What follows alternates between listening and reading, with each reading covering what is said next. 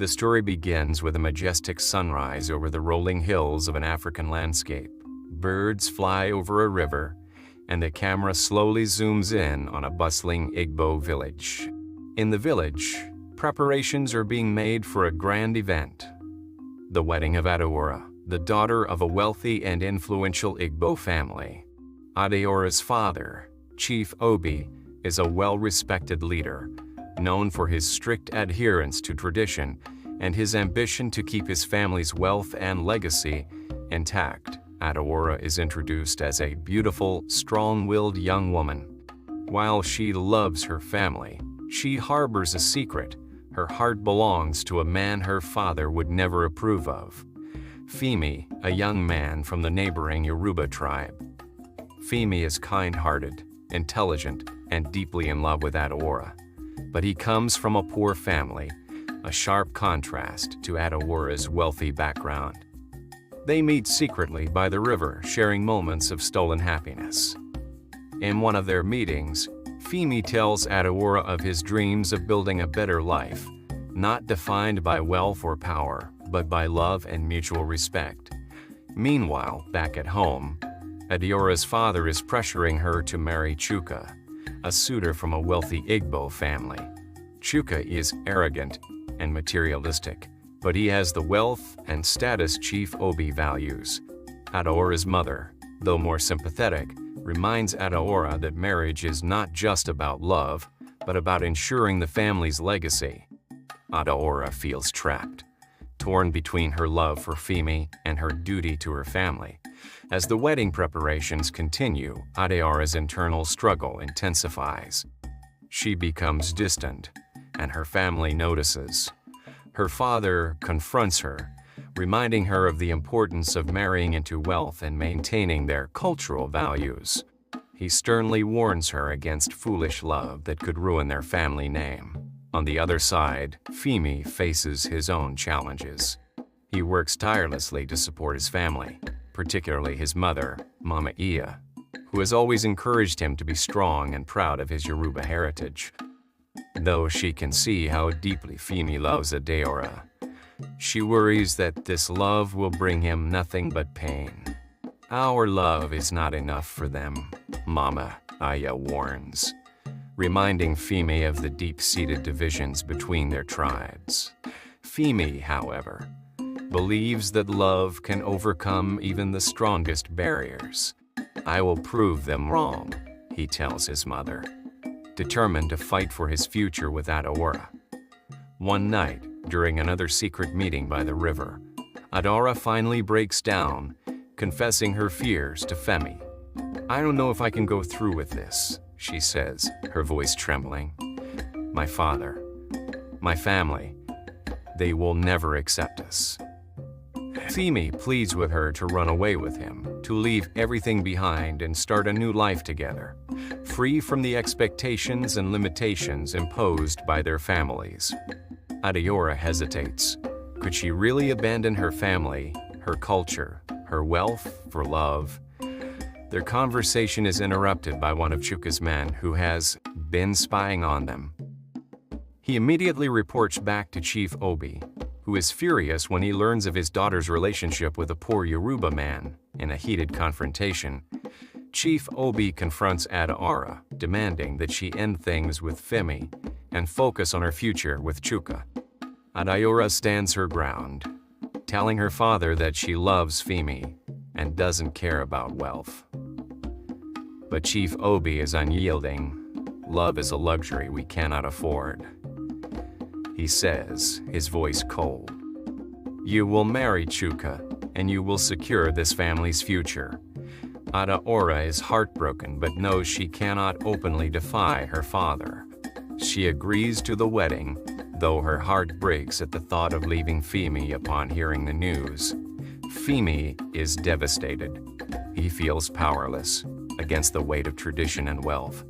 In desperation, he confronts Chief Obi, begging for his permission to marry Adaora. Chief Obi is unmoved. "You have nothing to offer my daughter," he says. "No wealth, no status, nothing. You are a fool to think love is enough." Humiliated and heartbroken, Femi leaves the village. Ananan watches from a distance, her heart shattering as she sees the man she loves walking away. The day of the wedding arrives. The village is filled with celebration as Chuka and his family arrive, dressed in the finest traditional attire. Adaora, in her wedding garments, stands before the altar, her face blank and emotionless.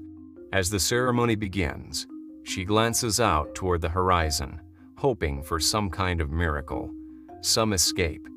In a moment of clarity, Adaora makes a bold decision.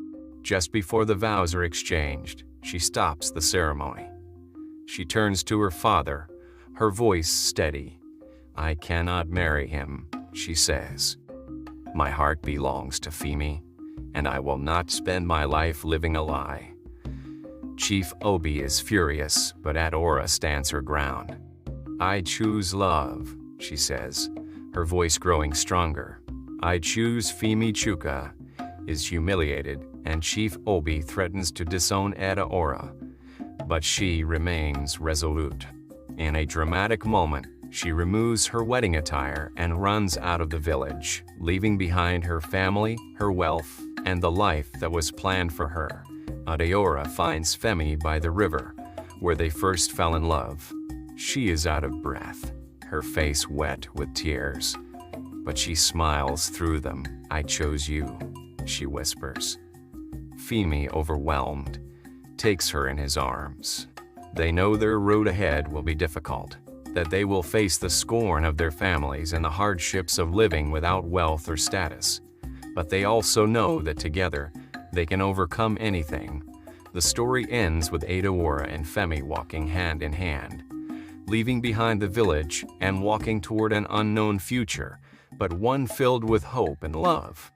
As they disappear into the horizon, the camera lingers on the river where their love story began, a testament to the power of love over wealth, tradition, and societal expectations. In the end, love may not fill their pockets, but it fills their hearts. And sometimes, that's the only wealth that matters. Adaora and Femi, though relieved to have chosen each other, now face the reality of their decision. They leave behind their village with only the clothes on their backs and the love in their hearts. As they journey into the unknown, the landscape changes from lush green fields to more barren and rocky terrain, signifying the hardships that await them. They walk in silence, both lost in thought, but occasionally glance at each other with a mixture of fear and hope.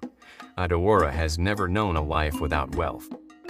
The weight of her decision presses heavily on her, and Femi, aware of this, silently wonders if love will truly be enough to sustain them. As night falls, they find shelter under a large baobab tree, the stars twinkling above. Femi gathers wood and starts a small fire, while Adaora wraps herself in a worn-out cloth they've managed to carry. The silence between them is thick, both of them feeling the weight of the challenges ahead.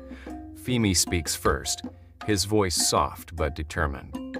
"I'll build something, anything, so we don't go back to nothing." Adaora, her eyes full of worry, looks at him and asks, "Do you think we'll be enough?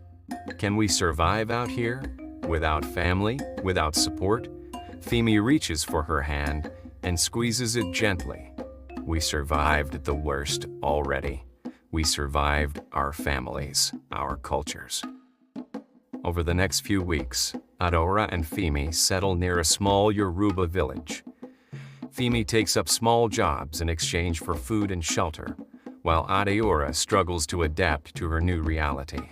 Used to being served, she finds it difficult to adjust to a life where she must work with her hands, fetching water from a well and preparing simple meals. The glamour and ease of her old life seem distant, almost like a dream. Adaora's body begins to ache from the manual labor, and she often wonders if she made the right choice.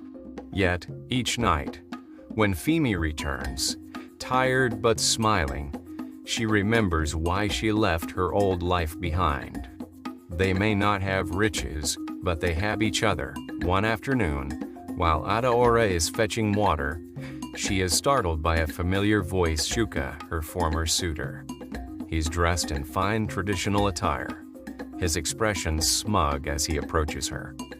His presence reminds her of the wealth and life she left behind, and for a brief moment, the temptation to return flickers in her mind. Shuka sneers at her. "Look at you now, Adaora, living like a commoner. You had everything, and you gave it up for a poor man. You think love can feed you, clothe you." Adaora, though shaken, stands tall. "I gave up a life that wasn't mine, a life built on lies. I don't regret my choice." Shuka laughs, his eyes gleaming with arrogance. "You'll regret it soon enough. Wealth isn't something you can walk away from so easily. You'll come crawling back. And when you do, don't expect me to be waiting." He walks away, leaving Adaora staring after him. Conflicted but resolute while Adaora is dealing with her own challenges, Femi is facing his own internal battle. He wants to provide a good life for Adaora, but he knows that in the eyes of many, he'll always be the poor man who stole the rich man's bride. In the village, rumors swirl about their story, and though some villagers admire their bravery, others look down on them, believing Femi has no right to someone of Adaora's stature. Femi is often offered less for his labor than other men because of this, and it frustrates him. He wants to protect Adaora from the worst of it, but the weight of his inadequacies grows heavier each day. He begins to fear that Adaora might one day regret her choice. One evening, after a particularly difficult day, Femi returns home later than usual. He finds Adaora sitting by the fire, staring into the flames. She looks up at him, her eyes tired but filled with determination. "I saw Shuka today," she says softly, her voice steady. "He tried to remind me of the wealth I left behind, tried to make me doubt my choice." Femi's heart clenches, fearing what comes next. And did he? Adaora stands up and walks over to him, placing her hands on his shoulders. "No, in fact, seeing him reminded me of why I left. I may struggle here, Femi, I may ache, and I may cry, but I will never regret choosing you. Wealth isn't what makes us whole, it's this," she says, touching his heart. "This love we have. It's more valuable than anything Shuka or my father could ever offer." Femi's eyes well up with tears. Her words give him the strength he needs, the reassurance that despite everything, their love is enough. With renewed determination, Femi and Adaora decide to take control of their future. They start working on a small piece of land given to them by the village elder. Together, they plant crops, build a modest hut, and slowly but surely, they begin to carve out a life of their own. The work is hard, and the days are long, but they find joy in the simple things, working side by side, watching the sun rise and set over their new home, and knowing that every seed they plant is a step toward a future they've built together. One day, her father, Chief Obi, and her mother arrive at their modest home. The tension is palpable, but Adaora and Femi greet them with respect. Chief Obi, who once disowned his daughter, now stands before her, humbled by the life she's chosen. Though he cannot fully understand her decision, he sees the love and determination in her eyes. He speaks softly, for the first time showing a crack in his stern demeanor. "You chose a path I would never have chosen for you, Adaora, but I can see now that you are strong. Stronger than I realized." Adaora smiles softly. "I chose love, Father, and it has made me stronger." Her father nods, and though the scars between them remain, there is a quiet understanding that begins to form. As her parents leave, Adaora and Femi stand hand in hand, watching the sunset over their small but flourishing farm. They may never be rich in material wealth, but they know now that love is more powerful than any currency. It is the one thing they've fought for, and the one thing that no one can take away. As the camera pans out, the final shot is of them standing together, stronger and more united than ever, as the world around them begins to grow and thrive, just as their love has. In a world where wealth is often seen as the greatest measure of success, Adaora and Femi discovered that love is the truest wealth of all. They fought for it, they sacrificed for it, and in the end, they found the life they had always dreamed of. Sometimes, it's not about what you have, but who you have beside you.